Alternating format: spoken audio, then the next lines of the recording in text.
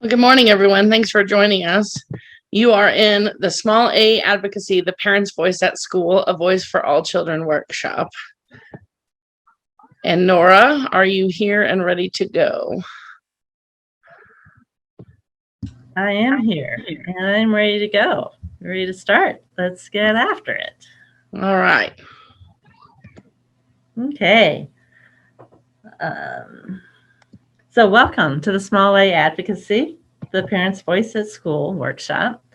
I'm Nora Brown, Colorado PTA President, and joining me is Jamie Culp, El Paso Council PTA President.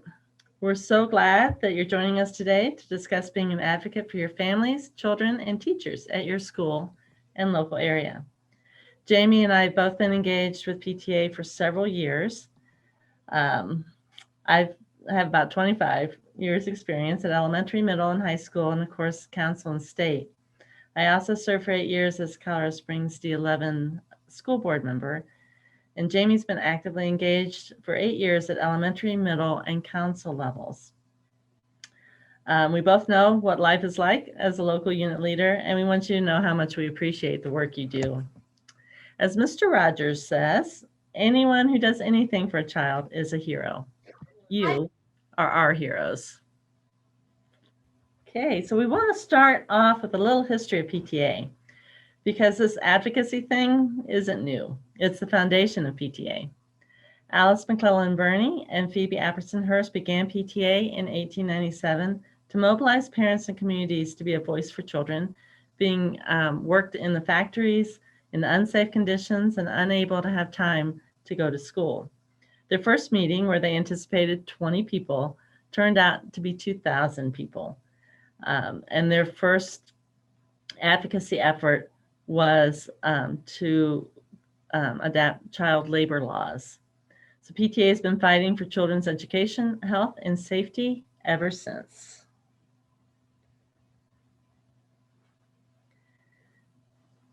So you still see the focus on advocacy in our current mission. We're not about bake sales or a social clique. We're about creating the opportunities and resources for families and the community to know how to be a part of the education team so that all students can succeed. We know that students whose families are engaged in their schools and their education do better in school and in life. Yet not every student has that person in their corner, or that person maybe doesn't have the time or the understanding of how to be engaged. You may have noticed that I use engaged instead of involved. Think of it like a personal relationship. Which is stronger, being involved with someone or being engaged? Engagement implies that you're truly sharing in the decision making that impacts your lives and knowing the other person more completely. We want our families, teachers, and schools to be engaged. National PTA has been pushing for more recognition of the importance of families in the education process from the beginning and developed 6 standards for family, school, community involvement in the 1990s. They fought to have the standards included in the No Child Left Behind legislation, and then again in the Every Student Succeeds Act, or ESSA. These are the 6 standards which, thanks, these are the 6 standards which we'll be discussing in more detail. A newer look at family engagement led to National PTA's Transformative Family Engagement Initiative a couple years ago. PTA has advocated at the federal level to fund these family engagement centers across the nation. This is still our work, even this year when we were in Washington, D.C., asking to increase funding so there could be more centers. The centers are to serve as resources and mentors to support and encourage family engagement. National PTA was awarded a grant from which Colorado PTA received a small grant to focus on the initiative. On the National PTA website, you can find a wealth of resources and videos that I know you'll enjoy. Please check it out. It'll motivate you to look at what your PTA can be doing. National PTA President Leslie Boggs will be including this in her speech tomorrow afternoon. So don't miss that, and we won't delve into it right now. One part of the work, however, of the Family Engagement Center has been a podcast launched about 3 years ago called Notes from the Backpack. If you haven't heard about this yet, it really is fantastic. And a great way to just kind of listen in. It takes 15, 20 minutes. And the topics are really interesting, and they cover, all different grade levels. So there are various topics from different experts and other parents to help educate and give ideas on advocacy and sharing the struggles that we're all dealing with. This shows some of the topics that are from this season 3 of the podcast. So you can see, it's quite a variety. So let's take a look at some of the basics of the 6 standards for family school community partnerships. Starts with welcoming all families in the school community. So families, need to feel welcomed at the school. Without that, they're not going to even want to engage. And this is a problem in some of our schools. So, some of the things you can be looking at, are there signs in the school in all the primary languages? Can families easily find their way even to the office? Are there people and resources to help them navigate the whole school procedures and what to do if they have a problem, and how to connect with their teachers? Are diverse families represented in your school, in staff or the teaching staff, in the messaging that is being sent out? One of the things, one of our keynote speakers later today is Darcy Hutchins, and she's going to be talking about messaging and how to make sure that we're being inclusive in our messaging so that everyone sees themselves and feels welcomed. So, make sure that you're here for that. That I think you'll really enjoy. And our different cultures celebrated. Next is communicating effectively. So this needs to be two-way and meaningful communication. It's not just, does the school push out information, but are they asking for feedback? Are they acting on that feedback? Or is it just, like a token thing that they can say that they are getting family involvement or engagement, but they're not really acting on it. So, that's just really important. We hear from a lot of parents who feel like, they're not being asked their opinions. They don't have a seat at the table. Their input's not valued. So this is really important. Then supporting student success. So families and school staff need to be collaborating together on the important issues, right? On what's happening in the school, how learning is going, the health aspects of the school, those topics, not just, trivial topics, but really getting to the meat of education and being valued as a team member. The next slide has speaking up for every child. So families need to be empowered to be advocates.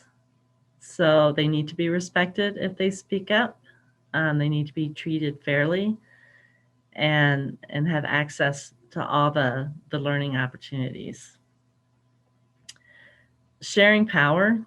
This again gets to that question that family and school staff need to be equal partners in that decision. Parents sometimes feel like if they are asked their opinion on a policy change or, some aspect of school operations, that it's an afterthought, that they're not in from the very beginning so that their input can be considered when they're developing those procedures or policies. So that's really important, that families feel like, their perspective, which is really valuable, right? They're the ones with the kids going to school. They're the ones dealing with trying to help support their students at home and be a team partner. And so it's really important that they are included in those decisions and their perspective and how those decisions are impacting their student and their family is really valuable input. And then collaborating with the community. There are a lot of resources that the community can help to strengthen the schools and support the learning that's going on in the school. It's also really important for students to know that their community is supporting their education and that education itself is really valuable. And they feel that and they see that when the community is involved in what's going on. So, do you remember these things? So, did they go to kindergarten? Did they eat a school lunch? Did they, need to have their immunizations? All of these were PTA initiatives that started at the local level, parents speaking up for kindergarten or healthy warm lunches or the required immunizations. Those rose from schools and moved to local, district, and cities to states and federal law. That's the power of parents who speak up. But don't let advocacy scare you. Sometimes just the word scares people. It doesn't have to change the world. It just has to change what happens for one child. We know that as PTA leaders, you're looked to as having the answers or knowing how to get the answers. So you need to educate yourselves and make yourselves available and approachable. Open up those lines of communication for all families so that they too can know what's going on and how to be part of decisions being made. You hear from parents that they are not heard. You can change that. We hear from schools that they try to engage families, but no one shows up. They must not care. How many parents have you met who don't care about their children? They just need to be given the right opportunities to be engaged. You can change that too. So, what can advocacy look like in your school? Jamie? Yes, sorry, technical problem. That's okay. Building a positive relationship with your principal will make being a PTA leader much more successful. It is a very important step into building relationships with your teachers and staff.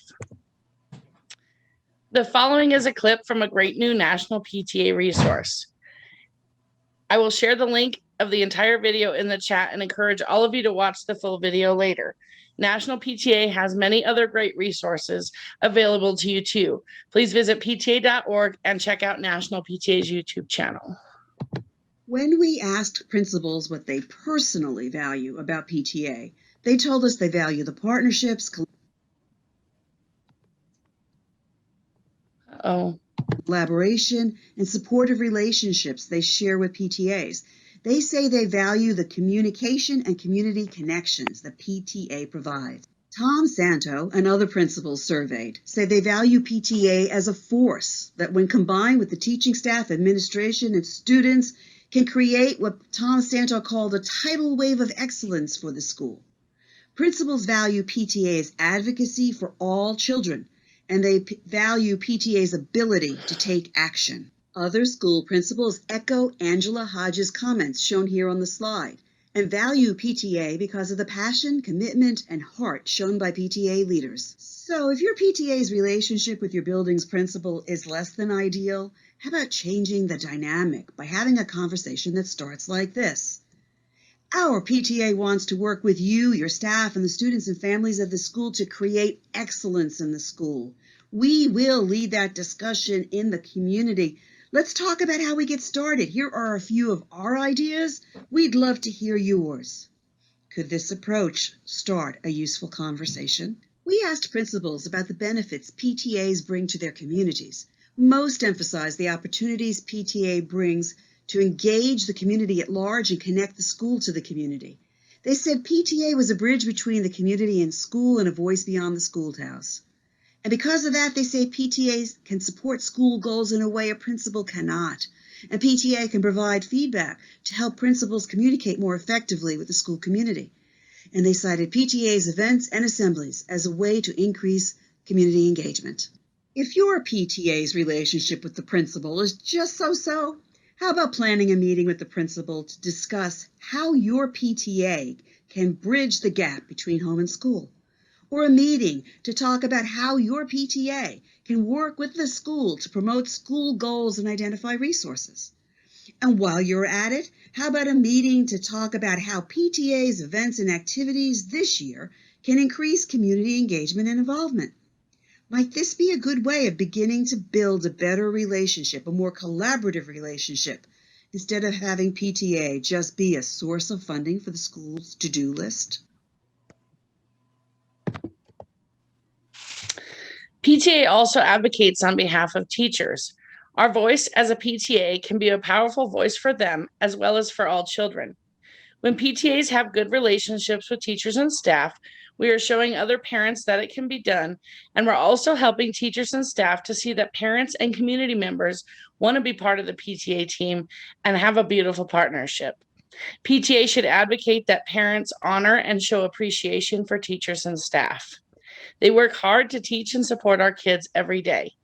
Your PTA should let teachers, staff, and other parents know that you're available to talk, hear new ideas, and help connect families and teachers to different resources. Holding a wide variety of events and meetings will ensure that voices are heard by different people in different spaces. It is Colorado state law that you can have someone on the school accountability committee from your PTA. Teaching parents how to have effective parent-teacher conferences helps parents understand that it is a great time to ask questions, share concerns, and gives them a chance to be heard and begin building relationships with school staff. Remember that meetings and events should be held in a variety of times and days so that we are including all parents and all staff. Hosting school board forums and/or ballot issue education meetings will help parents to learn how to be educated on elections and other important decisions being made in your school and in your district. It also allows for people to ask questions and share concerns. PTA sometimes has the reputation of being a clique, and that is not what we want. Is your PTA representing your whole school community, even those who believe or think differently than you? Are you approachable as a PTA member? Are you talking to people outside of the normal PTA attendees and sharing the value of PTA with them? Are you hearing from those groups? Do they feel supported? And do they know that PTA is here to help? Do you attend student council or other student-led meetings to see how students feel? Do they feel heard? Until I got involved with Council PTA, I did not know about how other schools had disparities or inequities. Sometimes when we live in our own bubble with just the same people, we don't know what other voices need to be heard. PTA is about being inclusive of all families and is one amazing voice for all kids. Nora? Yep. So next is advocacy outside of your school. So your PTA can create opportunities for the community to get involved with your school, invite local businesses and neighbors to PTA events and school performances, improve the perception of public education, and impress them with the talents of your students. They will want to continue to volunteer, donate resources, and support education legislation. We recommend using community members as judges in the Reflections program, for example. Also, neighboring PTA, PTSAs can join together for projects and community events that help share the workload and be a stronger voice. If you have a PTA council, take advantage of their support and help.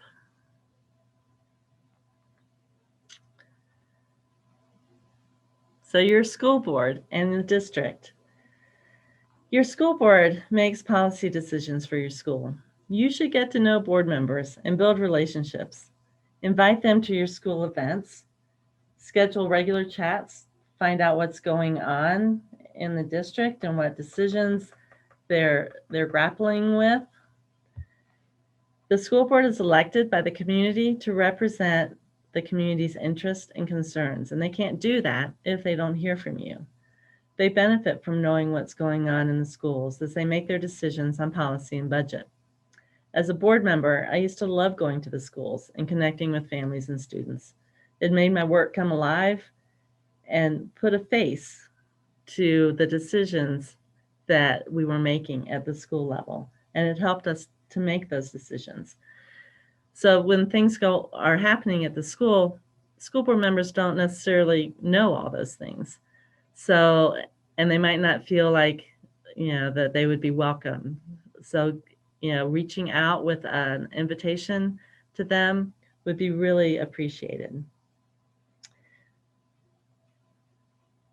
So one other thing about the school board is that, no decisions can be made in private. Colorado has, sunshine laws. So anytime there are 3 or more board members and they're discussing business, it has to be posted and it has to be held in public. So you can always hear what is going on, what they're discussing, what decisions they're making. You can go to board meetings. Those are open to the public. If you haven't already, I suggest, you either attend. A lot of them stream online, or, you could hear recordings. They'll post those on the website. So you can find out, what the topics of the day are and what they're working on. You can also, boards allow for public comment. So it's a great opportunity to let them know what your concerns are. But it's also a really good time to just speak about the positive things that are going on in your school. And just let them know the great things that PTA is doing and how families are being engaged in the education process. Oh, let's go back a second. There you go. So at the district level, there's several committees that the district has. Some of them require a parent to be on the committee. And I know from experience that a lot of times they struggle to get parents on those committees. And I think a lot of it is that parents just don't know. That's a great way for PTA to get involved, to find out where, what those committees are and, which ones are needing that parent voice, and get some of your volunteers to, they can take turns, participating and being that voice. But those committees need to hear what the parents are thinking about certain topics. Some of those committees are the policy committee, which is a huge one to be on. The calendar committee, there's a wellness committee that talks about the school lunch program or other health issues. Right now, that would be a huge committee to be on, to know what conversations are had about safely reopening schools. And when I was on the school board, we'd get people, when the calendar would come out for the next year, we'd hear a lot of comments, and some of them, had, valid points of view that should have been considered from a parent's point of view. So, it would have been helpful to have had them on the committee before, those recommendations were put to the board. So, please look into those committees. And not every committee, they don't always think that committee is one that a parent would be beneficial on, but you as PTA can be pushing for that and making sure that those underrepresented families and students in your school are having a voice. So we have another quote from Mr. Rogers. I really like this because there are people who say, it's not my child, not my community, not my problem. That's not the PTA way. We are there for all students. We know that we're all connected, and PTA can help families and children in need. Help change the perception of PTA from always asking for money to always speaking up and providing support. Be that voice. Be that advocate.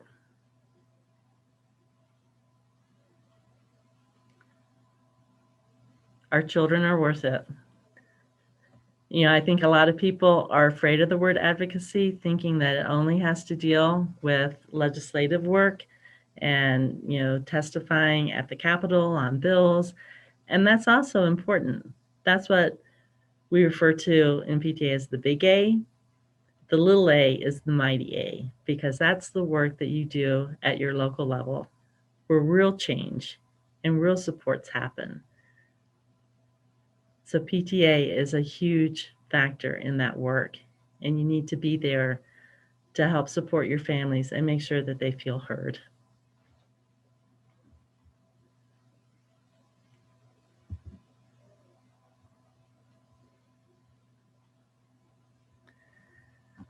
All right, so we'd love to take some questions. I see in the chat, yes, so all of these workshops are being recorded and will be available afterwards. And so, you're free to download those.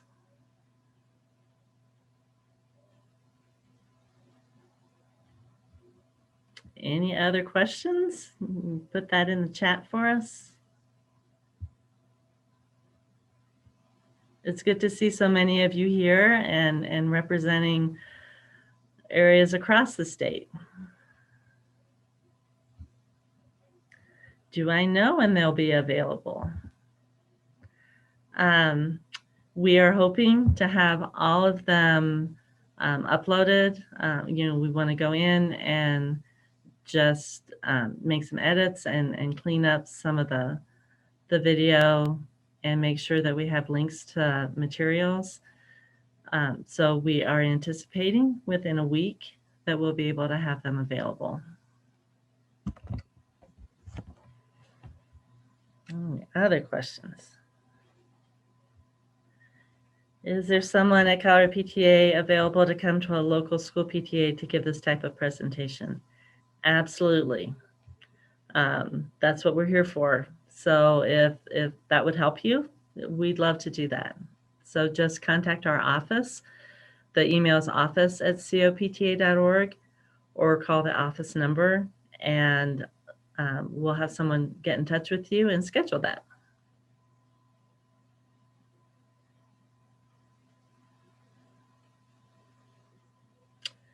Anything else? Do you want to share any experiences that you felt were successful advocacy efforts, or where you felt like PTA was making a difference at your school?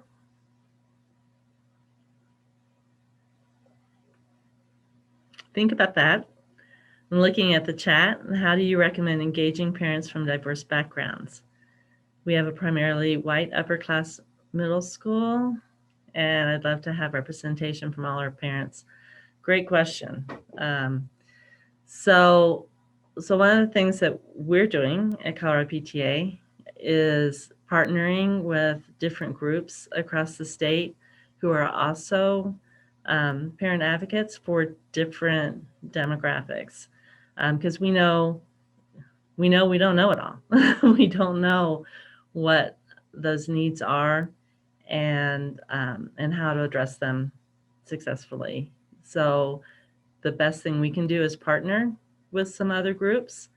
At the school level, I would recommend searching out those parent leaders in those groups, engaging them in conversation, letting them know what PTA has to offer, and encouraging them to engage with PTA, and that will bring other folks who see them as leaders. I also recommend going to those groups. We can't always post a meeting, invite people to come, and expect them to come, right? We need to go to where they are. So if there are meetings or groups for special education families, see if make contact with them, see if you can be invited to those meetings so that you can share PTA, but also just listen to what their needs are and see what you can be doing working with them to help them. I don't know if that helps. I would also recommend, like Jamie had mentioned, you need to be approachable and start those conversations with everyone. As PTA, you're representing everybody. Make sure and reach out and talk to people you don't know. That's your whole point. Introduce yourself, and be a resource for them. We also talk about, the first week of school, setting up a table around where the kindergarten drop-off is, and just being there to answer questions and meet people and welcome them to the school.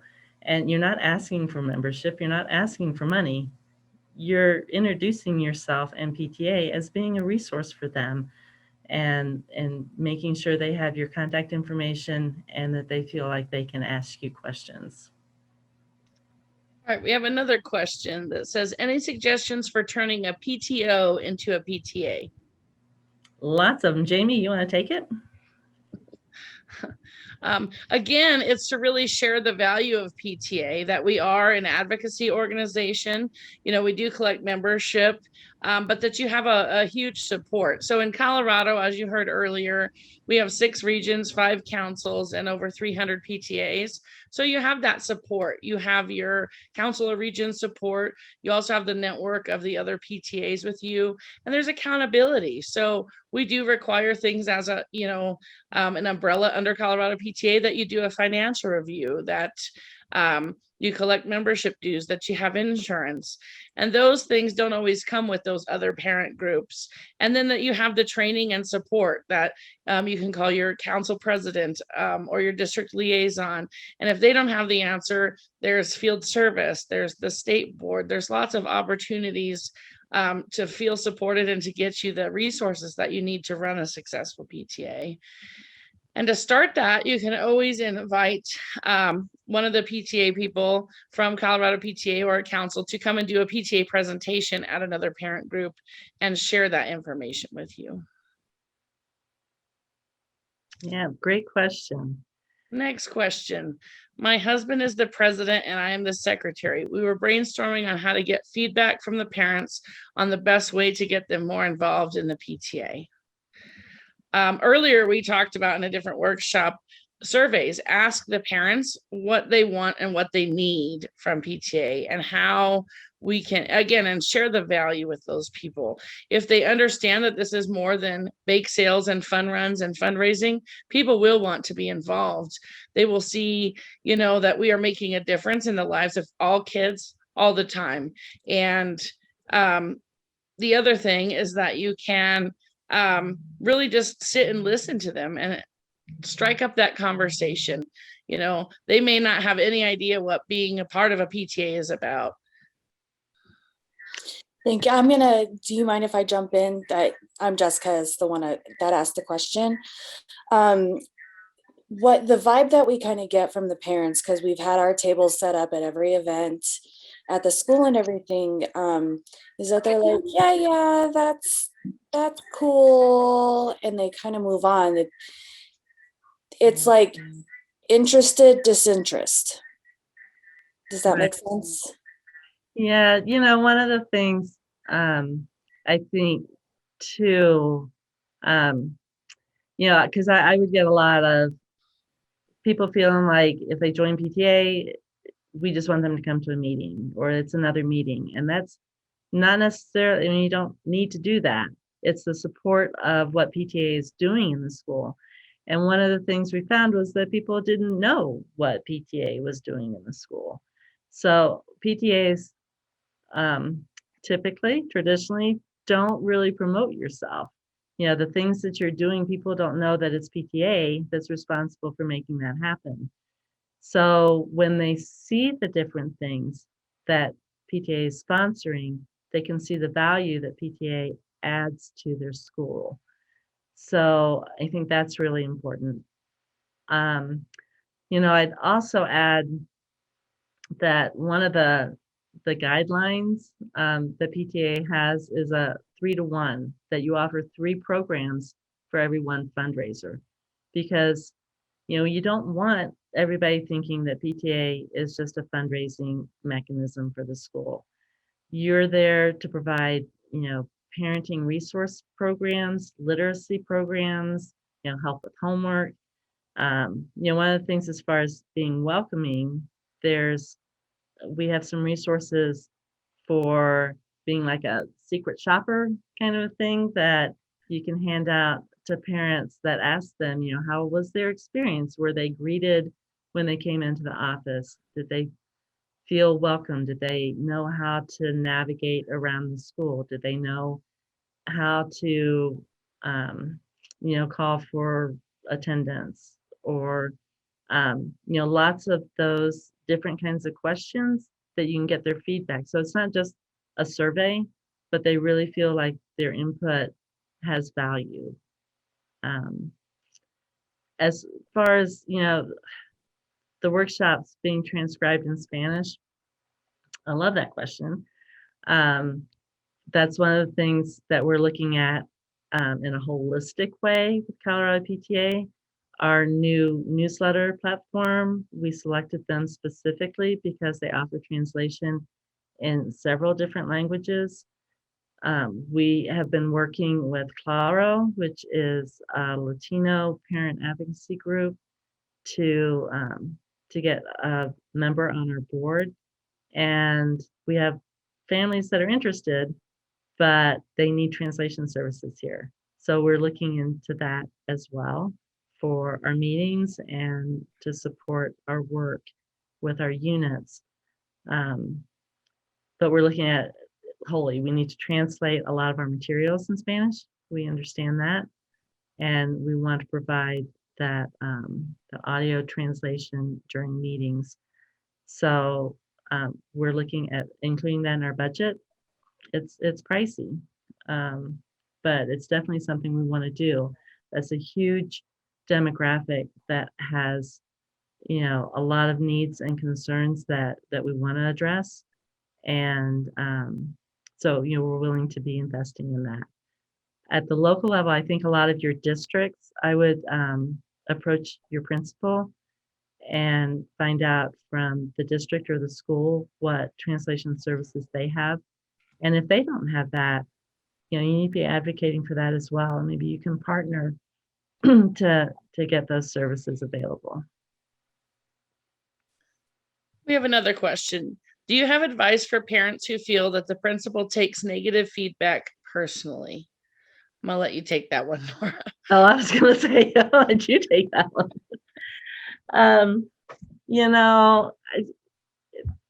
Having your principal as a part of this team and being really supportive of PTA and building that relationship so you can have conversations is really important.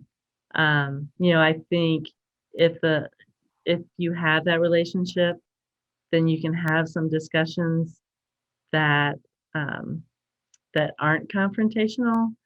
And so, I don't know. I think that, like anything else, any other relationship, I think that's going to take time to build that trust, and not always go with negative things. Make sure that you're including a lot of positive feedback for the principal as well.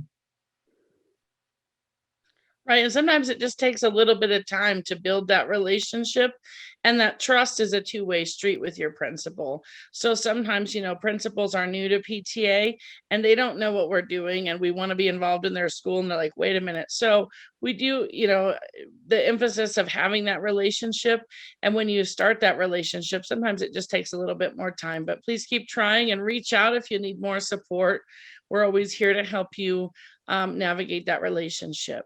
Right. And I think if the principals, just with experience, see that PTA is there to support them, not work against them, that does a lot and it goes a long way. The other thing is, working with teachers.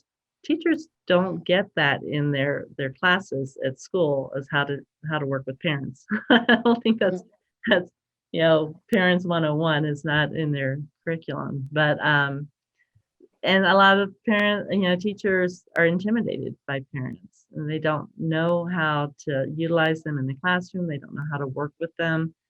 Um, the ones that have figured that out and know how important those parents are to supporting at home what's going on in the classroom, um, really see the value of getting parents engaged.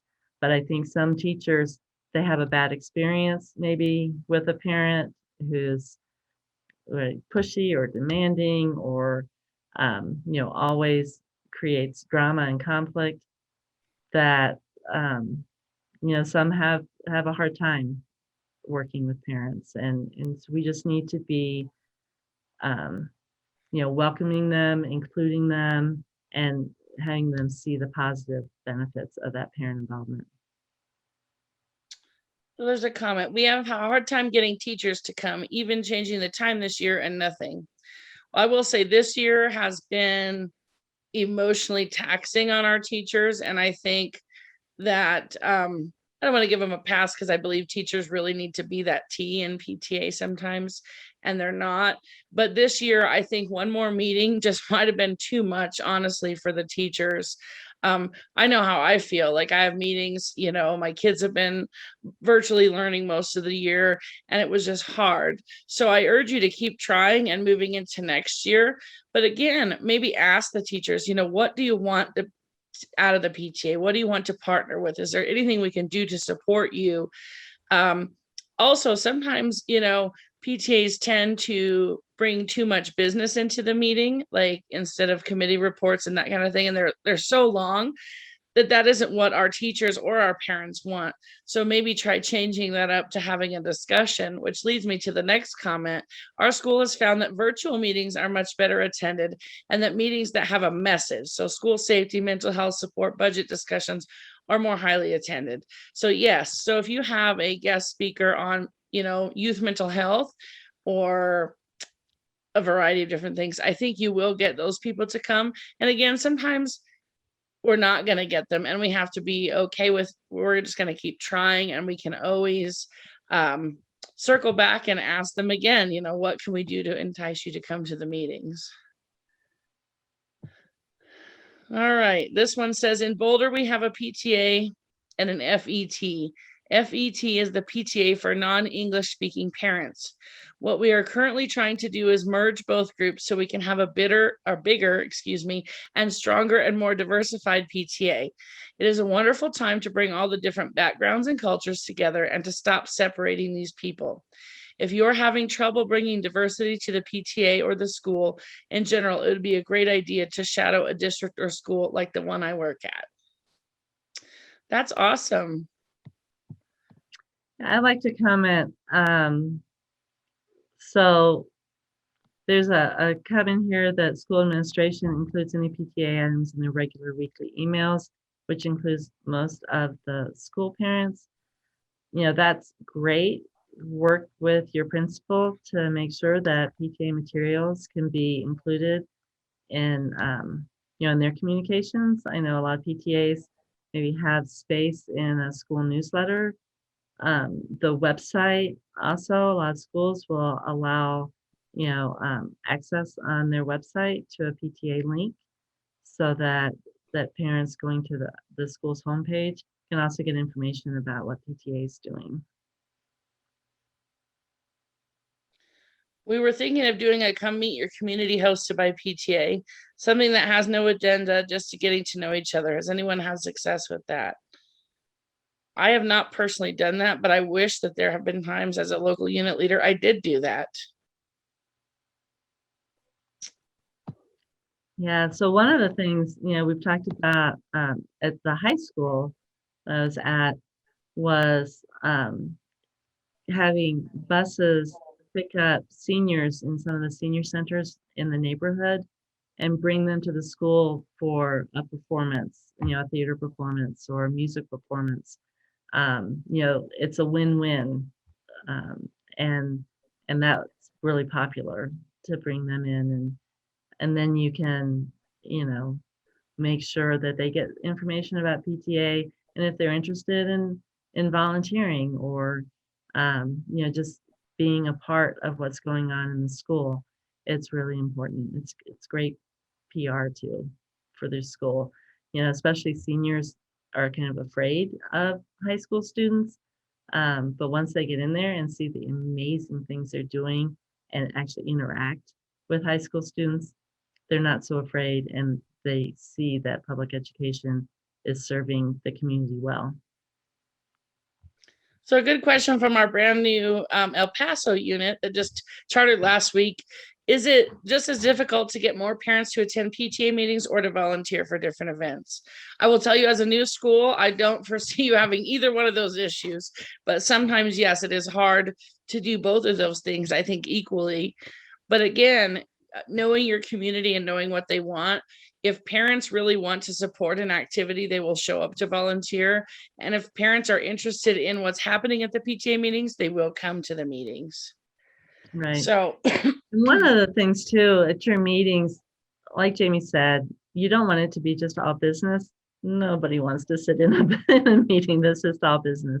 But if you kind of incorporate some programs or some, educational opportunities in with your meetings, have someone from the health community come and talk about, healthy meals or any COVID related. I think you'd get a lot of parents who are interested in learning more. But so include some of those things in with your meetings. You'll get more people who are interested in coming and participating. oops, somehow I lost the current list I was on. We are saving the chat stream. So that will be included as well with the recording. The survey is a great idea. How do you get people to reply? We struggle with involvement. We only have the PTA members info. Again, partner with your principal and the office staff and express to them the need to get those surveys out to parents. I will tell you, pre-pandemic, we actually had better luck with paper surveys at our school. I don't know if it was people, felt that they could be more honest, that they didn't have to have their name on it and there was no way to trace who gave it to them. But for El Paso Council PTA, we did a survey last fall and we did get a lot of response, but it was a lot of email communication, like saying, we really want to be here for exactly what you need us to support. And we need you to kind of tell us those things. So again, if you have no access to anything other than PTA members, ask them to share, like word of mouth through the school also. And then social media is your friend. A lot of people I know don't like it, but for networking and engaging with parents, sometimes it is a good way to do that. Yeah. So one of the comments was the principal is a member of your PTA and present at every meeting. It's really awesome to have that. That is really great to do. One of the things that people see as a benefit of PTA is having access to the principal, because you can learn more about what's going on in the school and you have a way to be heard. So, that's great. Whenever you can have the principal involved, have school board members involved, the superintendent come, then PTA is seen as a way to have access to those decision makers and be able to share your concerns and be heard. So we have about 5 minutes left. So I'm going to put in a workshop evaluation in the chat. And if you want to fill it out, that would be great. There's also on your agenda, there's a button to do the evaluation as well. So if you don't get to it here with this link, if you go to your agenda, there's a button. You can fill out the evaluation there as well. So Catherine has a question. Should the principal be a member or just attend meetings? Definitely try to urge them to be a member. Again, that's showing that they are, understanding the value of PTA and that we are an advocacy organization, but we do collect membership. And you'll learn a lot more in other workshops about where that money goes and how those things are supported from national PTA right back to your council or your region. Gave them the option. A lot of our PTAs have an appointed position for the principal on their board. Some of them, and in the past, they've made them like a second VP. We do not recommend you do that. In fact, we greatly discourage that because there's a line of succession. If the president needs to leave and a VP step in, you don't want the principal to be in line of that succession. But an appointed position, definitely make them a very involved, engaged part of your PTA. I will also say, the school staff, they do so much for PTAs. They just make sure that you include them in any appreciations that you do. That will also help get a lot of things done. The office staff does a whole lot about making sure things happen at your school. So I would suggest building a good relationship with them and make sure that they know you appreciate all they do.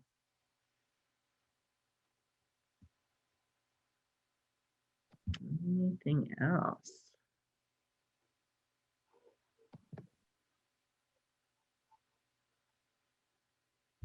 All right, I know a lot of principals also, if you have a good relationship with them, they also really encourage their teachers and staff to join PTA as well. They make sure that they know just how much PTA does and how much work they put in to making the school a success and supporting the students. So they can be a great spokesperson and promoter for you in getting teachers and staff to join. Don't forget that PTA membership is for everybody that believes in the mission and purpose of PTA. So out in the community, like in just having conversations with people, if they believe in the mission and purpose of PTA, invite them to become a PTA community member if they're not in your school. I know at fall training here in El Paso, it's tradition that PTAs ask the superintendent when he comes to present to be a member. And usually when you ask, they say yes. So don't be afraid to ask and share that value of PTA with everyone. I hope you all enjoy the rest of convention. Yeah, so Lindsay asked if you can get information from other workshops. Absolutely. So our intent is that within a week, when we have all these recordings, we'll have them set up as YouTube recordings, and we'll send you the agenda and those buttons.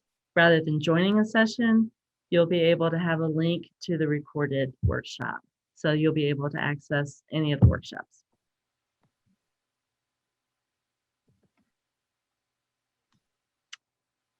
I know we're almost out of time. There are questions about limits or guidelines on how much can you spend on teachers. Your budget has to be approved by your members, so can't tell you that. But that would be up to your PTA, and that would be gifting to the school. We recommend that you gift that to the school and have the school disperse that, because then it follows the district guidelines for spending, and that you're not responsible for how that money is being spent. But it's up to your members how much they want to gift.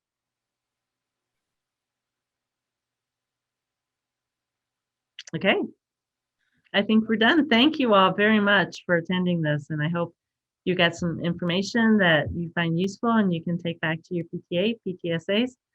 Know that we're always here for you. Have a great rest of our virtual convention. Yay. Bye. Bye.